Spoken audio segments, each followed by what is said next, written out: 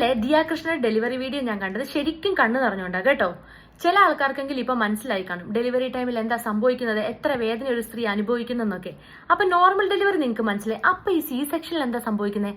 ചില ആൾക്കാർക്കെങ്കിലും ഒരു വിചാരം ഉണ്ടല്ലേ, ഈ സി സെക്ഷൻ എന്ന് പറഞ്ഞാൽ ഭയങ്കര എളുപ്പമാണ്, ഒരു വേദനയെ സഹിക്കേണ്ട, വെറുതെ വയറ് കയറി കുഞ്ഞിനെ ഇങ്ങ് പുറത്തെടുത്താൽ മതി എന്നൊക്കെ.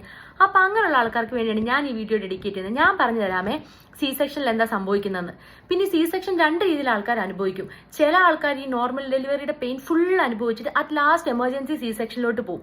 അങ്ങനെയുള്ളവരാണെങ്കിൽ നോർമൽ ഡെലിവറിയുടെ പെയിനും അറിയും, സി സെക്ഷന്റെ പെയിനും അറിയും, എല്ലാം അറിയും. എനിക്കൊക്കെ ഷെഡ്യൂൾഡ് സി സെക്ഷൻ ആയിരുന്നു. അപ്പൊ ഞാൻ എന്താ അനുഭവിച്ചെന്ന് ഞാൻ പറഞ്ഞു തരാവേ.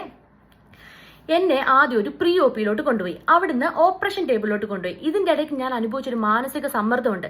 പേടിയും ടെൻഷനും എക്സൈറ്റ്മെന്റും സന്തോഷവും എല്ലാം നിറഞ്ഞൊരു നിമിഷം.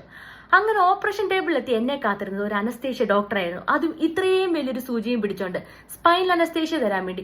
പിന്നെ അവിടെ നടന്നത് മണിച്ചിത്രത്താഴ് സിനിമയിലെ ഒരു സീന. എന്റെ മുട്ടും നെറ്റിയും കൂട്ടിമുട്ടിക്കാൻ പെടാപ്പാട് വരുന്ന രണ്ടുപേര്, അതിന്റെ ഇടയ്ക്ക് പെട്ട എന്റെ വലിയ വയറ്.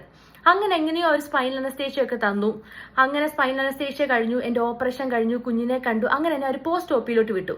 എന്റെ തൊണ്ടയൊക്കെ വറ്റി വരണ്ട്, ഒരു തുള്ളി വെള്ളം കിട്ടിയിരുന്നെങ്കിലും തോന്നിയൊരു നിമിഷമായിരുന്നു അത്. കാരണം ഞാൻ ഒരു തുള്ളി വെള്ളം കുടിച്ചത് തലേ ദിവസമായിരുന്നു.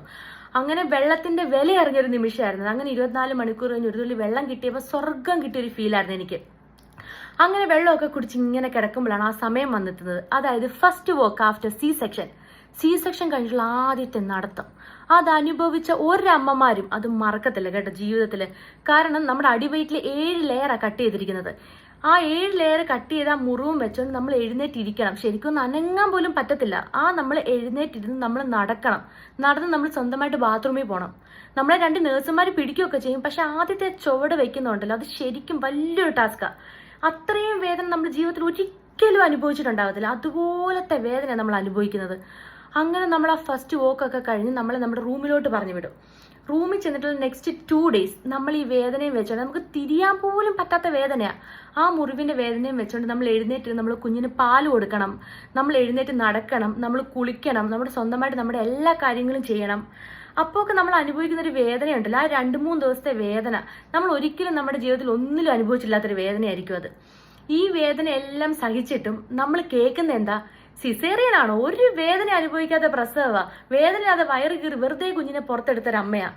ആ ഒരു ഇത്രയും എല്ലാം അനുഭവിച്ചിട്ട് നമ്മളത് കേൾക്കുമ്പോൾ നമുക്കുണ്ടാകുന്ന ഒരു ഫീൽ ഇല്ലേ? അതുപോലെ തന്നെ ഞാൻ ദിയാകൃഷ്ണയുടെ വീഡിയോ കണ്ടപ്പോൾ അതിന്റെ താഴെ ഞാൻ കുറച്ച് കമന്റ്സ് കണ്ടായിരുന്നു.